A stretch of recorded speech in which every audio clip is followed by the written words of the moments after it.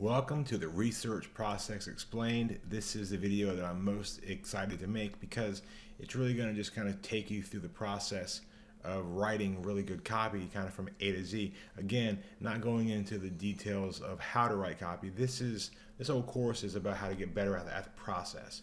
In the future, I may release more courses around writing copy particularly, but this one's just about improving efficiency and all that. So let's really just dive in and explain the research process and kind of like the phases that you go through when you research and create this converting copy. All right, so the 5 phases of copy creation. All right, you see the picture there of the doctors.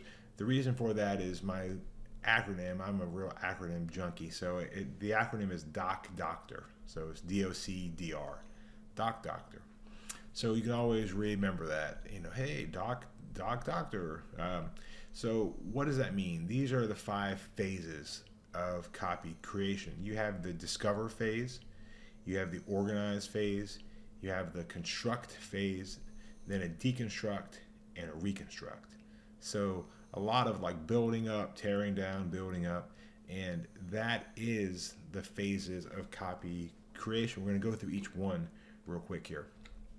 So under the discover phase, what you're going to do is this is like brute force exposure. Okay, I really believe this. I've done this a lot, and I think that a lot of times you've got to start writing copy. Well, before you ever even think about writing copy, you've got to just expose yourself to a new area. So if you already have experience in a certain field, that's fine, and you can probably skip over the brute force exposure. But if you get assigned to write copy for a project and it's like a whole new project that you haven't ever dealt with, or a whole new industry or niche, you've got to do brute force exposure. Okay, because you need to expose yourself to the terminology, to the words, of course, to the way people talk, to the way people feel, to the problems of that group. There's so many things that you just don't even know yet. So you really want to start there. And what you do is you go deep and you go wide in this form of exploration. So you really want to go deep, as I said, to learn the language. How do they talk? What do they say? Are there phrases? Like if you're in marketing industry, like you'll be familiar with phrases like PPC and CPA and ECPM, right? There are all these phrases that people in the industry use, and if you're not in that space, you're not even going to know what that means. So you have to learn to talk like how they talk. So yeah, that's why you have to go deep, but you also have to go wide, because you want to find as many topics and ideas that you can. And the wider you go, the more you'll cross into other industries, which you can then pick and choose and bring things from different areas into your copy. That's one of the greatest things that you can do to really be creative, is to apply different fields to your new industry. So fields of research and discovery that have been found out in other industries, you can actually bring those ideas and concepts to your industry and do a lot of very, very big things, and people will think you're super creative when really all you did was just apply an existing idea to a new problem. So this is a big key here too. You don't have to start saving things yet. You don't have to start writing notes down and all that. You can if you want to, and if you do, fine. It's not going to hurt you. But what you want to really do is, before you start saving too many things, you want to make sure that you're going to learn the right things, right? Because you don't know what you don't even know. You're unaware, blissfully unaware. So you don't know what you should save, what you should not save. So I usually like to read a book or two in that space, or go through articles in that field and look for trends. And then I'll go through a third one, and then I'll start to save things that I see that are starting to repeat. Again, if it's good and it resonates, the key to this whole thing is you want it to resonate with you at that time. If it resonates, save it. Okay? So once you know what's important, then you can start taking notes. And that's what brings us to the organize and collect phase. Okay, so this is where you're going to start to actually highlight and notate notes. And this will be things that you read, that you watch, that you listen to. There's so many mediums in order to get info in, that you want to make sure that you're keeping it in, you're keeping yourself open to exploring different mediums. So don't just read articles. Try to go through audiobooks, try to play podcasts, look for YouTube interviews, look for YouTube testimonials, or people that are vlogging about whatever problem they're going through, and you can probably get a lot from that. So what you want to do though is you want to begin to save bits of information here and things that seem important. This is where we talked about starting to create those atomic notes, right? Things that that are tight, that give you more info that you could use in the future when you're writing copy, not just for this project, but also for future projects. And whenever possible, add your own thoughts. Like, that's so important. Add your own thoughts. When you add your own thoughts, you really start to grow and you start to really learn it. You really start to figure it out when you can write it in your own words.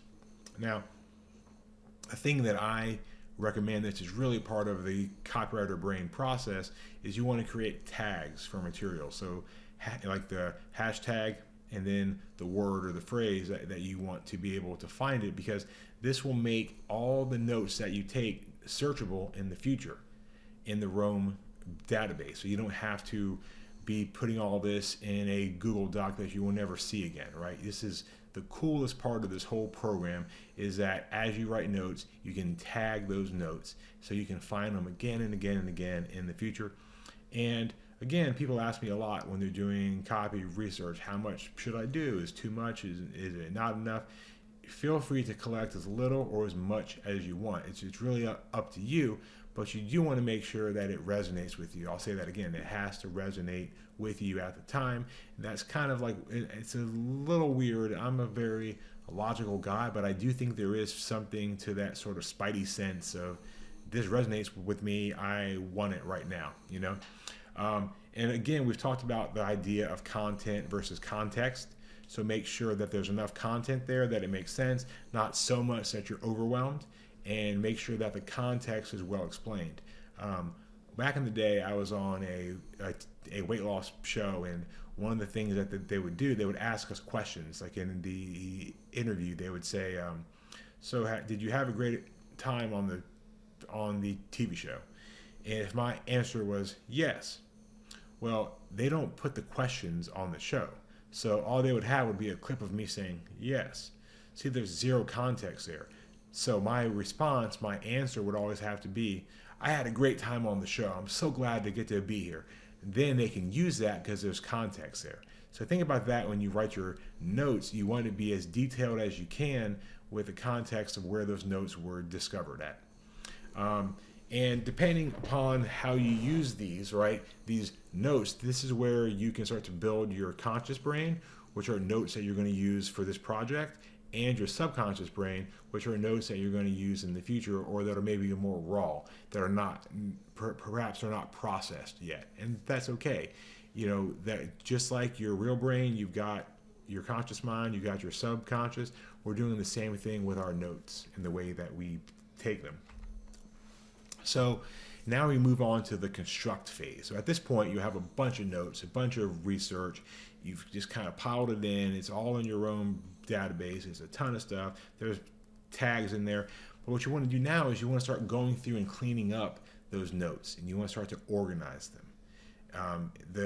This is a tip. Just the sooner you can clean up raw notes, the better, because you want it to be fresh in your mind, because you'll be like, oh yeah, I saved this because of that, and I want to tweak this some, or I want to rewrite this now, or I want to change it or take it out. If you wait like a week or two, you may not even remember why you saved something, and that's bad. You want to take advantage of your brain while you got it. Think of like a chef. There's this kind of school of thought with as you clean as you go. As long as if you don't, you start piling up and you start getting problems and your efficiency drops. So you can do research for a few hours, take a break, and clean it up. Do some more research, clean it up. You don't have to wait to the very end where you have 100 pages. It becomes a very daunting task. So one thing that I've learned in the last probably 6 months is to turn things into smaller tasks. Don't try to create these massive projects that have to be done in a single day. That's how I'm naturally geared, but it doesn't always do the best, because then you kind of you resist it, because the volume becomes almost overwhelming. So if instead you can set aside an hour or two per day to do your research, and and maybe an hour or two to clean it up. If you do that for a week, you've put in a good 20 or 30 hours, and you're going to have great research. And because you're doing it the copywriter brain way, it's not lost. You have that research now forever, and you'll be able to use it again and again. All right, so again, make sure too that you rewrite any direct quotes in your own words. So if you took a direct quote that you think you might use in the copy, if you're not going to quote it and reference who you got it from, you need to rewrite it in your own words so you can use it. So after you construct, what's next? Well, I want to just quickly show you one quick thing. This is one of my new people that I just love. His name is Professor Feynman. I believe he passed away many years ago now, but just was a super smart guy. And he talked about the importance of writing things down. And he said that basically when you write things down, that's really the best way to learn. Is you begin by saying, okay, well, what is it that I want to learn? What is it I want to take away? So when you're beginning to do your research, you can even write to yourself and say, I want to know why people have this problem, and I want to know how we can solve this problem, whatever it might be, right? If you do that, you can then tell your brain to be on the hunt to find that stuff. And then what you want to do as you're doing your research, you want to answer those questions that you've asked yourself in your own words, and you want to describe them in a way that a 10-year-old could read it and understand it. It could be a technique, it could be an idea, it could be a problem, whatever. Write it down and explain it, how to solve it in the most basic way. And as copywriters, we know if we can write to a 10-year-old and they understand it, that a copy will be powerful. And more importantly, you're going to now have it in your brain, and you're going to understand it probably for the rest of your life. Because once you can teach something, that's the hack on how you learn it. You also want to look for connections, like does this tie to? What else have I learned where maybe this piece of knowledge could tie into it? And you want to look for metaphors and similes to help you better describe it, because again, it's all about making it simple. All right, let's talk about how to deconstruct. So you're going to break down larger ideas now. This is the next phase. You've kind of built up all this knowledge, notes, and all these things. But now we're going to break them down. We're going to break down these larger ideas into smaller pieces or chunks or bullet points even. And I call these knowledge bullets, okay? Because you can use them again and again and again. You want to make the note atomic. So think about like one central idea, maybe one noun, one verb. This is more for the deconstruct phase. And you want to deconstruct your ideas from a variety of sources.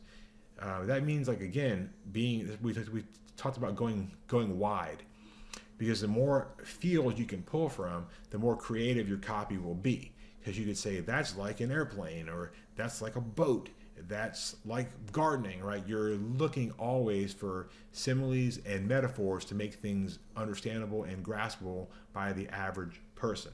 All right. So you want to continue to deconstruct and deconstruct. In a second, I'll show you an image to help you kind of visualize this. But this also ties into the idea of first principles thinking, which I'm just going to read what it says here. But a first principle is a foundational proposition or assumption that stands alone. So like you want to continually to kind of peel back the onion until you get to the center, until you get to that first principle that starts the whole entire thing. Now, you don't necessarily have to do this incredibly to write good copy, but it definitely helps to think about why. You just keep asking why. So they have this problem, why? Well, they have that, why? And they have this, well, why? And you want to keep asking and asking until you get to the first principle, which is the root cause, or the root problem that causes the whole issue, right? Even Aristotle actually talked about the idea of first principles. He connected the idea of knowledge, and he defined first principles as the first basis from which a thing is known. So it is kind of a cool thing to do as you deconstruct. So here's how that looks like. You see there's this big triangle, but you could break that big triangle down into smaller triangles, and you could break them down into, how many triangles are in this image, right? I don't even know, but I think it's a lot more than you think it is, because you can break it down to its most bare piece or look at the bigger picture. So I firmly believe that great copy is created by going from the ground up, not from top down, but from ground up. So you do your research and you let your research build the pyramid of which your copy will be built on. All right. And that brings us to the last phase, which is kind of the reconstruct and the rewrite phase.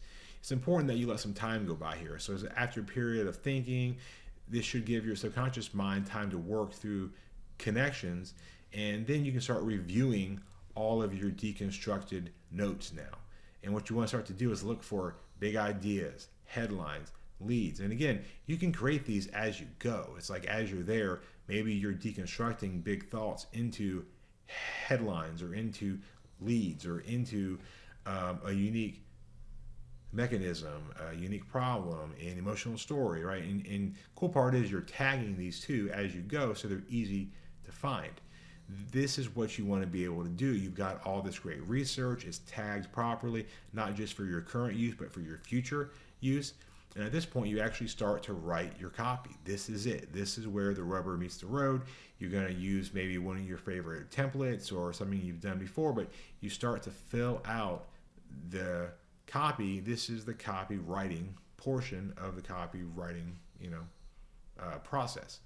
And cool part is, as you do this, you're going to build up and you're going to have pre-done copy that you can pull from again and again. So you can write closes and all these guarantees, different stories, different analogies, things that you can use over and over again. You're building up this just massive amount of great info.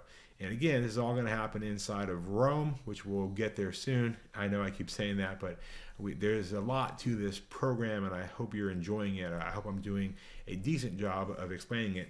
It is a little bit tough just because there's so much to it. So what we're going to do next is I'm pivoting some. I was going to dive into the tech stack of how to do all this, but I want to kind of go over what copywriters research and maybe where you could look for research, and then next we'll go into the tech stack after this. So in part 4, we'll go over what copywriters research, so you kind of know what to look for as you begin to conduct your research.